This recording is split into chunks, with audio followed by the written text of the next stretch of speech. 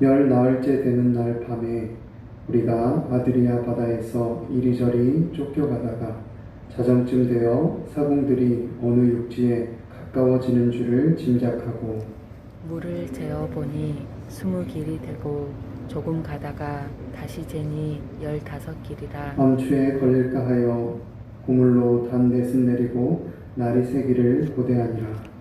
사공들이 도망하고자 하여 이물에서 닻을 내리는 채 하고 거룻배를 바다에 내려놓거늘 바울이 백부장과 군인들에게 이르되 이 사람들이 배에 있지 아니하면 너희가 구원을 얻지 못하리라 하니 이에 군인들이 거룻줄을 끊어 떼어버리니라. 날이 새어가매 바울이 여러 사람에게 음식 먹기를 권하여 이르되 너희가 기다리고 기다리며 먹지 못하고 줄인 지가 오늘까지 열 나흘인즉 음식 먹기를 권하노니 이것이 너희의 구원을 위하는 것이요 너희 중 머리카락 하나도 잃을 자가 없으리라 하고 떡을 가져다가 모든 사람 앞에서 하나님께 축사하고 떼어 먹기를 시작하매 그들도 다 안심하고 받아 먹으니 배에 있는 우리의 수는 전부 276명이더라. 배부르게 먹고 밀을 바다에 버려 배를 가볍게 하였더니 날이 새매 어느 땅인지 알지 못하나 경사진 해안으로 된 항만이 눈에 띄거늘 배를 거기에 들여다 댈 수 있는가 의논한 후 닻을 끊어 바다에 버리는 동시에 키를 풀어 늦추고 돛을 달고 바람에 맞추어 해안을 향하여 들어가다가 그물이 합하여 흐르는 곳을 만나 배를 걸매 이물은 부딪혀 움직일 수 없이 붙고 고물은 큰 물결에 끼어져 가니 군인들은 죄수가 헤엄쳐서 도망할까 하여 그들을 죽이는 것이 좋다 하였으나 백부장이 바울을 구원하려 하여 그들의 뜻을 막고 헤엄칠 줄 아는 사람들을 명하여 물에 뛰어내려 먼저 육지에 나가게 하고 그 남은 사람들은 놀조각 혹은 배 물건을 의지하여 나가게 하니 마침내 사람들이 다 상륙하여 구조되니라. 아멘. 우리가 함께 살펴본 본문의 말씀은 계속해서 로마로 향하는 바울의 여정을 기록하고 있습니다. 풍랑을 만나 표류하던 배는 열 나흘째 되는 날 밤이 되어서야 비로소 멜리데라는 섬 부근에 다다르게 됩니다. 그런데 배가 육지에 가까운 것을 먼저 눈치챈 사공들은 자신들만 살고자 하는 그런 욕심으로 배에 싣고 다니던 구명정을 내려 도망치려고 했습니다. 그러나 그들의 그런 행동은 바울의 말에 순종한 백부장과 군인들에 의해 저지되어집니다. 풍랑을 만나기 전까지는 선장과 선주의 말을 더 신뢰했던 백부장과 군인들은 이제 그동안의 경험을 통해 바울의 말을 더 신뢰하게 된 것입니다. 결국 그들의 순종은 자신들뿐만이 아니라 배 안의 모든 사람들을 살리는 그런 역사로 이어지게 되었습니다. 이와 같은 본문의 말씀을 통해 우리는 두 가지 정도 생각해 볼 수 있겠습니다. 첫 번째로 우리가 기억해야 할 것은 성도에게 찾아오는 고난은 하나님이 주시는 축복의 다른 이름이라는 것입니다. 오늘 27절 말씀에 보면 열 나흘째 되는 날 바울 일행이 타고 있던 배의 사공들이 육지가 가까워지는 줄을 짐작하였다고 기록하고 있습니다. 그들이 도착한 곳은 바로 이탈리아 반도 남쪽에 위치하고 있는 멜리데 섬이었습니다. 이들은 그레데 섬에 미양을 출발한 후 14일 동안 800km에 이르는 거리를 표류하던 끝에 이탈리아 반도 남쪽에 위치한 멜리데라는 작은 섬에 도착한 것입니다. 이로써 바울은 그레데 섬에서 겨울을 나지 않고 이탈리아 반도에 더 가까운 멜리데에 도착하므로 예상보다 훨씬 일찍 로마에 도착할 수 있었습니다. 유라굴로 광풍 속에서 생명을 잃어버릴 위기를 겪은 바울이었지만 그 위기로 인해 오히려 바울이 원하는 바를 더 속히 이룰 수 있었던 것입니다. 또한 바울은 계속되는 위기의 상황들을 통해 배에 있던 사람들에게 하나님의 살아계심을 드러내었으며 이후에는 바울이 전한 그 하나님의 말씀을 통해 배에 있는 모든 자들이 죽음의 위기에서 구원을 받는 놀라운 은혜까지 경험하게 되었습니다. 이처럼 하나님을 사랑하는 자, 곧 그의 뜻대로 부르심을 받은 자들에게는 고난과 역경도 선을 이루는 하나의 과정이 됩니다. 이와 같은 하나님의 섭리를 우리는 성경 곳곳에서 찾아볼 수 있습니다. 아브라함의 삶을 보시기 바랍니다. 아브라함은 하나님의 명령을 따라 가나안 땅으로 왔다가 그곳에서 극심한 기근을 만났습니다. 아마도 아브라함으로서는 납득하기 어려운 일이었을 것입니다. 하나님께서 복 주시겠다고 해서 찾아온 땅인데 그곳에서 오히려 극심한 기근을 만났으니 어떻게 그 상황을 납득할 수 있겠습니까? 결국 그는 기근을 피하여 애굽 땅으로 내려갔습니다. 그런데 그 애굽 땅에서 또 다시 시련을 당하게 됩니다. 바로 그 땅의 지배자인 바로에게 자신의 아내를 빼앗기게 된 것입니다. 하지만 이와 같은 아브라함의 시련은 그저 그런 시련으로만 끝나지 않았습니다.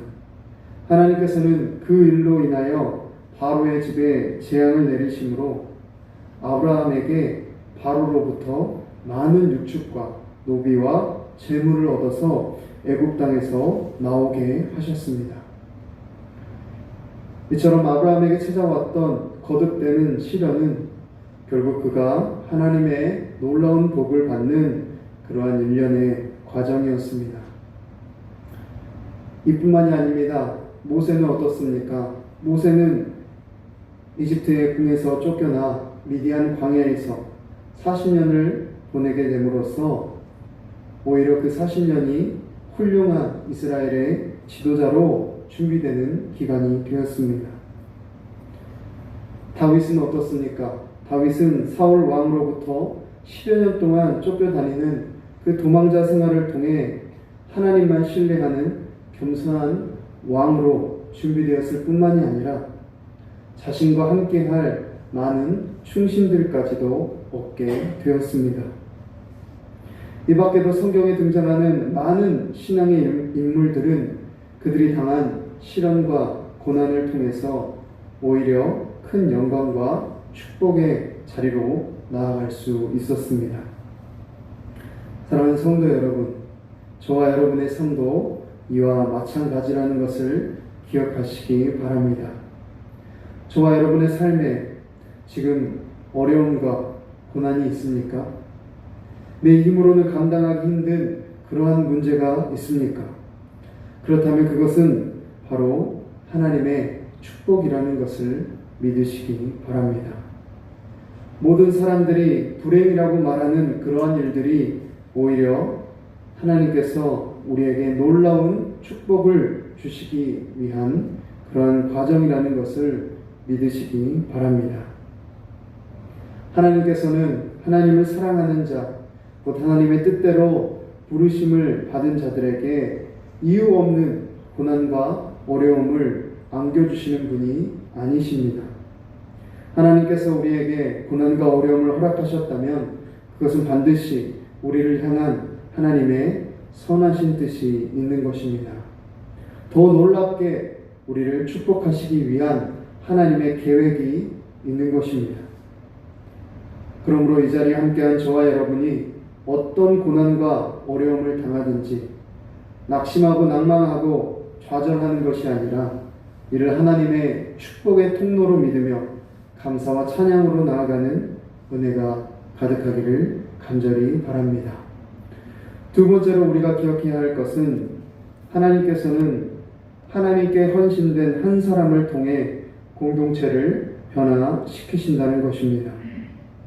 오늘 본문 35절에 보면 사도 바울이 떡을 가져다가 배 안에 있는 모든 사람들 앞에서 하나님께 축사하고 떼어 먹었다고 기록하고 있습니다.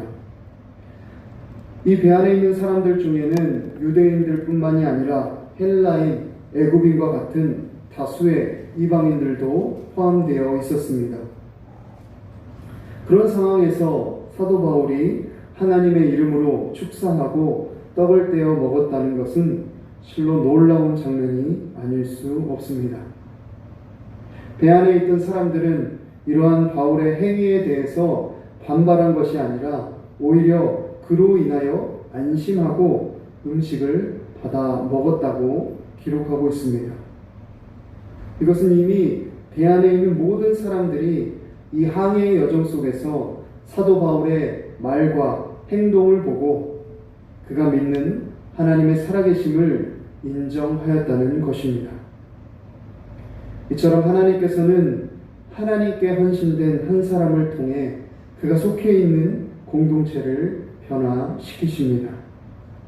하나님께 전적으로 헌신되어 오직 하나님의 뜻대로 살아가는 사람의 삶의 모습은 이처럼 그가 속한 공동체 구성원들에게 큰 감명과 도전을 주게 되어 있습니다.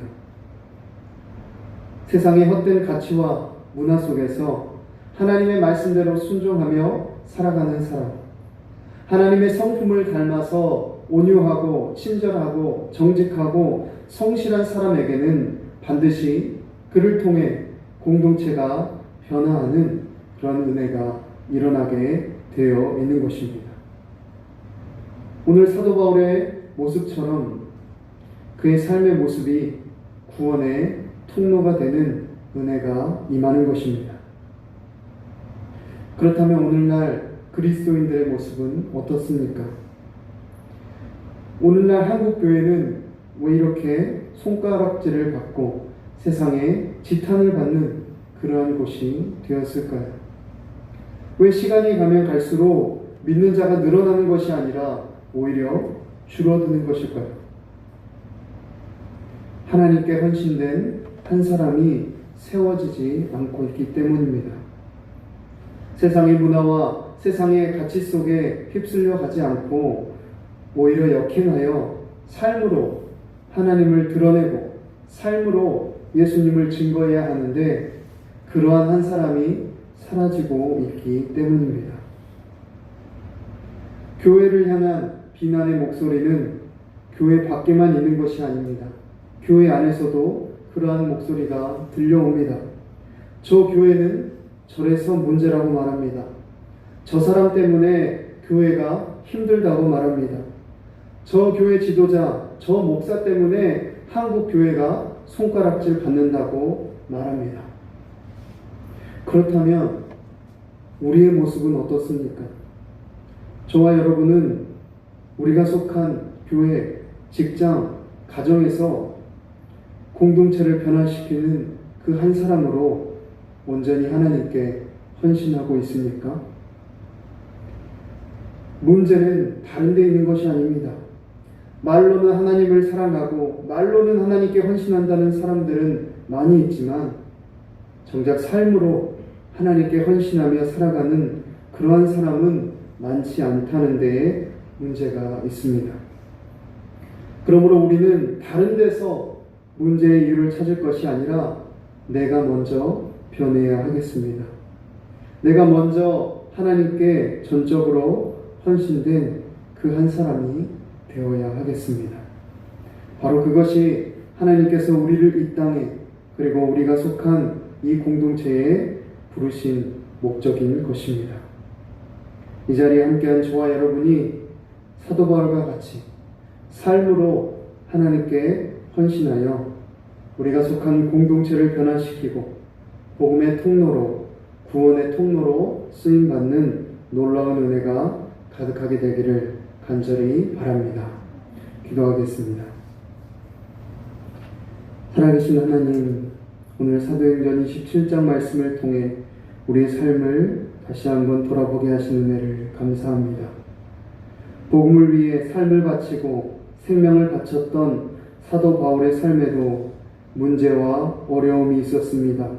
고난과 위기가 있었습니다. 그러나 하나님께서는 그 모든 고난과 어려움을 선하게 바꾸셨습니다. 축복으로 바꾸셨습니다. 이 새벽 시간에 우리의 삶의 문제와 어려움들 주님 앞에 아뢰일 때 그 모든 것을 합력하여 선을 이루시는 그 주님을 경험하는 시간이 되게 하여 주시옵소서. 그 주님을 신뢰함으로 주님의 말씀에 순종하며 살아갈 때 우리 한 사람 한 사람을 통해 우리가 속한 공동체를 새롭게 하시고 변화시키시는 하나님의 놀라운 은혜를 경험하게 될 줄로 믿습니다. 세상 따라 살지 않고 말씀 따라 살며 하나님께 헌신하는 그러한 삶을 살게 하여 주시옵소서. 그러한 우리의 삶을 통해 영광 받으실 주님을 찬양하며 존귀하신 예수님의 이름으로 기도합니다. 아멘.